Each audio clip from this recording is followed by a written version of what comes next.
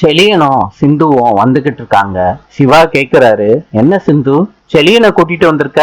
சிந்து சொல்றாங்க, டாக்டரே, காயத்ரி கல்யாணத்தன்னைக்கு செலியனை மண்டபத்துல இருந்து கடத்தினது எசக்கிதான். சிவா இத கேட்டதும் அதிர்ச்சி ஆயிடுறாங்க. சிவா எசக்கியோட இடத்துக்கு போறாரு.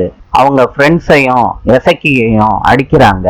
அடிச்சுட்டு எசக்கியோட ஃப்ரெண்ட்ஸ போலீஸ்ல ஹேண்ட் ஓவர் பண்ணிட்டு எசக்கிய வீட்டுக்கு இழுத்துட்டு வர்றாரு சிவா. அன்னபூரணி கேக்குறாங்க, என்னாச்சு சிவா, ஏன் எசக்கிய இப்படி இழுத்துட்டு வர? சிவா சொல்றாரு, செலியனை கடத்தி அவன் ஓடி போயிட்டான்னு கல்யாணத்தையே நிறுத்திட்டு இவன் கல்யாணம் பண்ணிருக்கான். இதை கேட்ட அன்னபூரணி கோபமாயிடுறாங்க. எசக்கிய கன்னத்திலேயே அடிக்கிறாங்க.